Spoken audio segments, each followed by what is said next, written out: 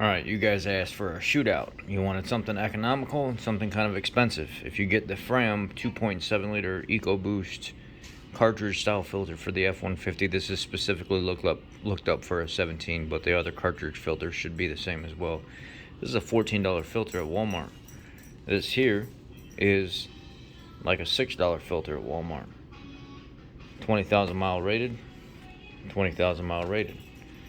Let's cut these two apart. First, let's look at them and then we'll cut them apart and we'll see if there's any differences.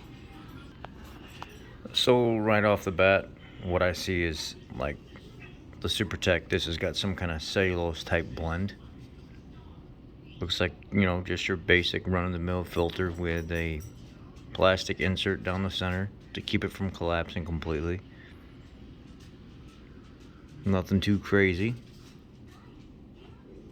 Looks like a nice filter. I mean, good quality filter. And then you got the Fram Ultra, which looks like to be some kind of completely synthetic media all the way around it. Probably doesn't have nowhere near the amount of pleats, but the media itself looks like really, really high quality synthetic media, like that nanotechnology type stuff. And it's really firm when you grab it. It doesn't squish in. Where this one, if I try to grab it and press in, it's got a little bit more give to it. Hey, knock it off, buddy. No. So this is a little bit more soft, and the canister itself has a little give, where this is really firm and it doesn't have as much give to it. The supports down the center seem to be much greater. There's more supporting plastic cage that goes from end to end. So this one right here has that big plastic O-ring or plastic ring at the top where it encapsulates it from the outside and on the inside. And it looks like there's a metal screen on the inside of the synthetic media to offer rigidity. So quality so far, it's the Fram Ultra by far, especially with its completely synthetic media, the metal supporting screen inside.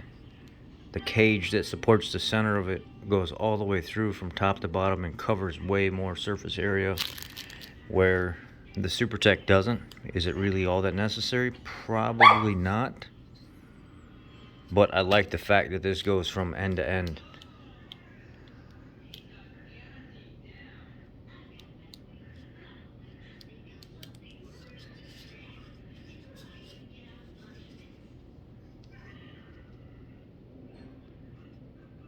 Let's cut it open. Let's cut both of them open.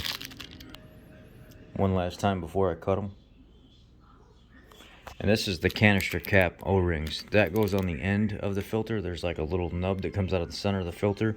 You got to be very careful when you replace that O-ring. I'm a Ford Master Tech.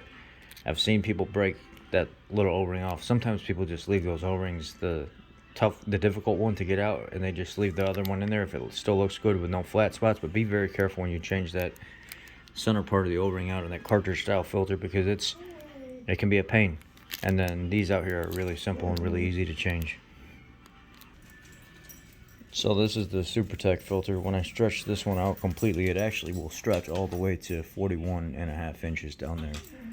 But with not having two hands, it's hard for me to show you that, but from here all the way down, it stretches about right at 41.5 inches. What are you doing, buddy? You want to get in there?